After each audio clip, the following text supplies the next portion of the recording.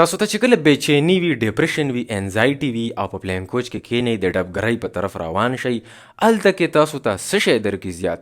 زیاتر درکوي SSRI سلیکټیو سیروټونین ری اپټیک انهبیټر. سیروټونین یو کیمیکل دی، یو نیورو ترانسمیټر دی چې په دې ځای کې راوځي او دغه سیروټونین واپس خپلو سوړو ته بیا ننوځي. نو په دې ګولۍ کې دا شی دی چې واپس ننوتل نه منې کوي سیروټونین، چې ته ګرځه راګرځه په دې وت کې، په دې جنکشنز کې دغه شی درکړي که نه. خو په ځان باندې لغونې دا تحقیق هم وکړه چې ما ته د انزایټي، د ډپریشن، د پریشاني دا واقعي د مزغو نه راغلي ده او که نه دا د خېټې نه راغلي ده. دا سوچ وکړه لږ ځان سره کښېنه، ځکه چې الله تعالی تا ته یو دماغ دلته درکړي دي خو یو دماغ یې لاندې درکړي دي په خېټه کې. دې ته سیکنډ برین آف د هیومن باډي ویلی شي.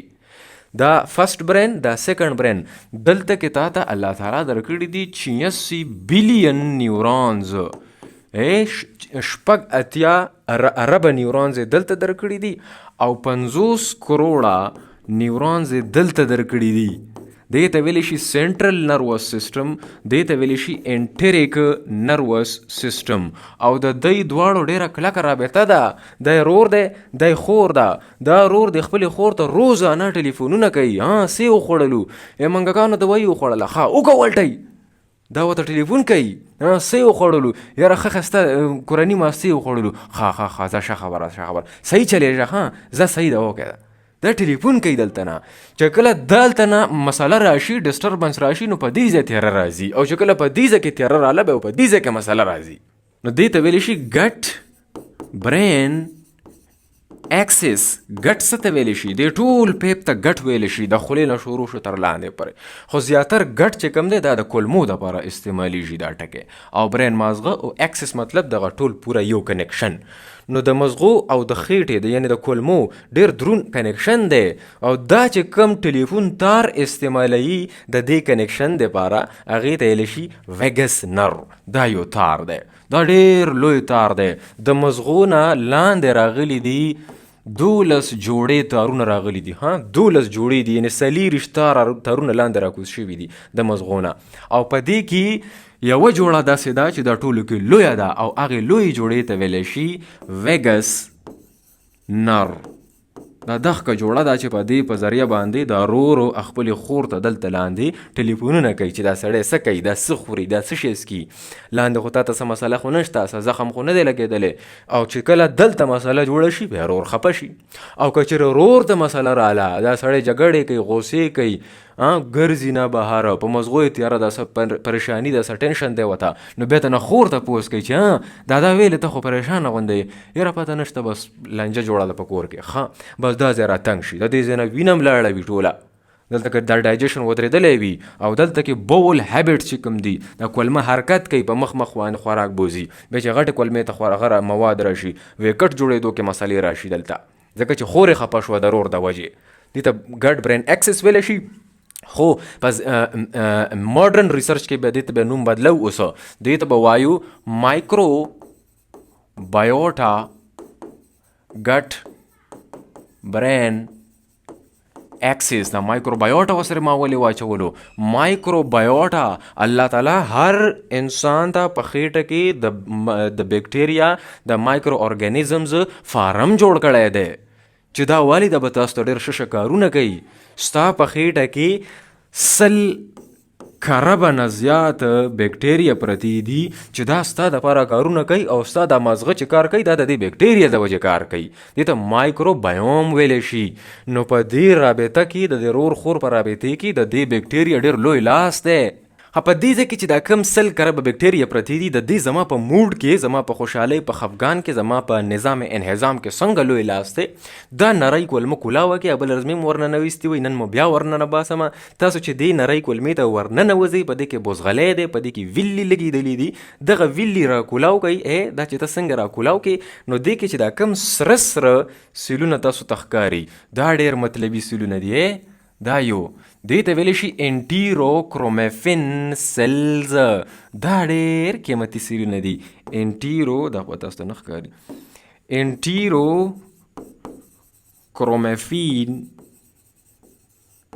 سیلز دا څه شی کوي؟ دا ولې دومره قیمتي دي؟ دا یو څیز جوړوي چې هغې ته ویلی شي سیروټونین. تاسو ته چې ما وختي کومه خبره وکړه چې تاسو چې کومې ګولۍ خورئ د انزایټي د ډپریشن دپاره، هغې کې سیروټونین خپلو سوړو نه واپس بچ کول دي چې دا موږ نه واپس لاړ نه شي خپلو ګوتیو ته. خو هغه سیروټونین چې کوم دی دا ځان ته خپل فنکشنز کوي، دا ځان ته کوي، یو بل سره ښه کلکه رابطه ده. خو د دې ځای سیروټونین هلته نه خیږي.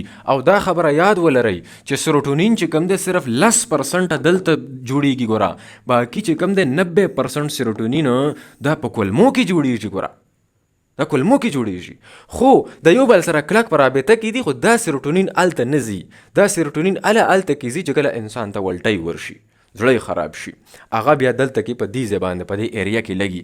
دلته کې خوا کې وړه غوندې ایریا ده، دې ته ویلی شي CTZ، دغه ایریا پوسټرما ریجن باندې لګي.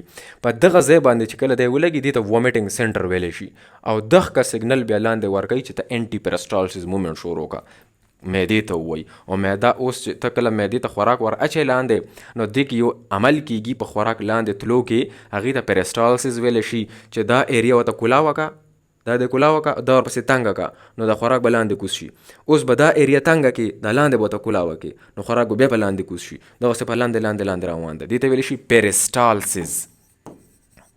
ها اوس به ولټۍ چې انسان ته ورشي نو دا عمل الټه شي، بیا ورته ویلی شي انټي پیرسټالسیس، یعنې د پیرسټالسیس الټه عمل شروع شو. اوس به لاندې تنګوي او بره به کولاوي.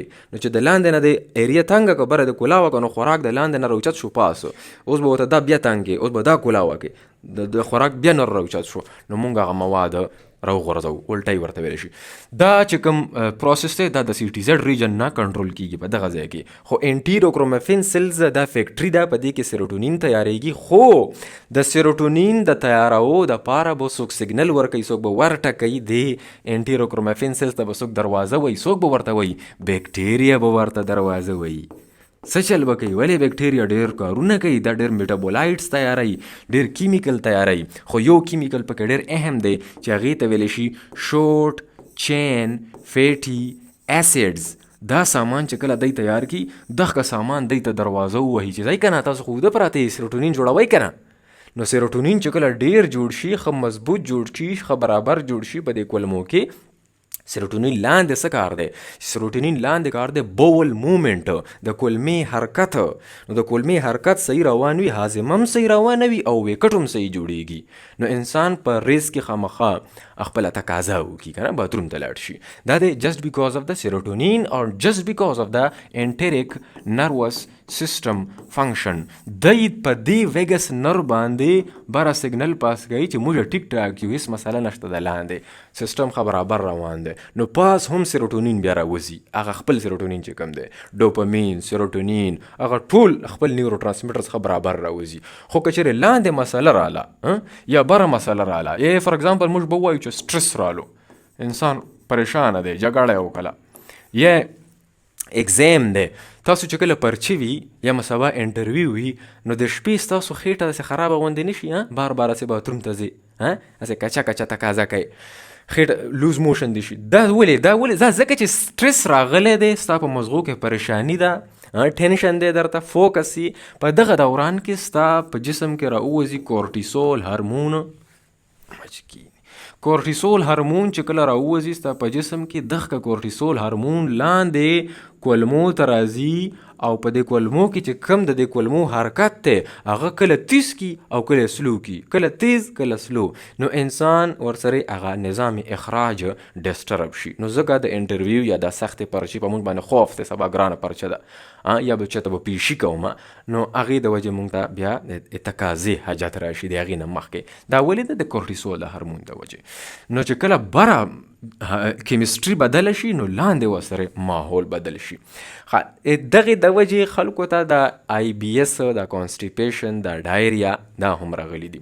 او د معدې چې کوم تیزاب دي دا ورسره هم اونچ نیچ په دې کې راځي د پاس د وجې هم او د لاندې د وجې هم ځکه چې دی ډېر په کلکې رابطې کې دي په دې ویګس نرو باندې رابطه کوي. سیروټونین چې څومره هم راووځي لاندې نو یو خو دا بول کولمو د حرکت هم برقرار وساتي او بل دا په دې رګ باندې ټلیفونو کې بره چې مونږ ټیک یو سیروټونین خو برابر راوتی دي. د کولمې او د مزغو په منځ کې چې دا کومه رابطه ده د دې رابطې ثابتولو دپاره یو تجربه هم شوې وه. تجربه داسې شوې وه چې یو سړی رالو د هغه نوم دی براوو، خپل ملګري هم ورسره یو. د یو مانګک راونیولو چې په دې مانګک کې د ډپریشن د انزایټي علامات وو، ځان سره ساتلی او د دې خپل څه ټیسټونه دي د انزایټي د ډپریشن، هغه ټیسټونه کې دا سړی پاس شوی و.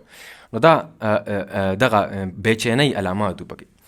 د داسې چل وکړو چې دې ته منګک ته ور واچوله دا بکټیریا دا وه، دا بکټیریا ده ته ور واچوله چې ده ته ور واچوله دا څه شی دی، دا اخ کم مایکروبایوم دی، هغه د کولمو ولا فارم ولا بکټیریا ده چې دی ورته ور واچوله. نو د هغې د وجې د ده په مزغو کې چې د کوم انزایټي او د سټرس ولا علاماتو هغه ختم شو.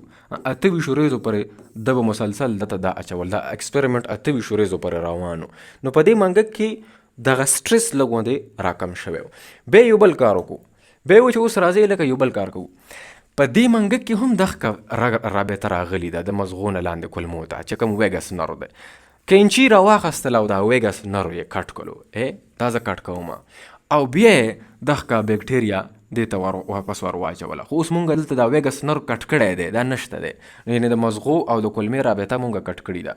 نو دی دته بار بار ور اچول خو د ده نه هغه سټرس هغه انزایټي ولا علامات چې کوم وو هغه د ده نه نه تلو.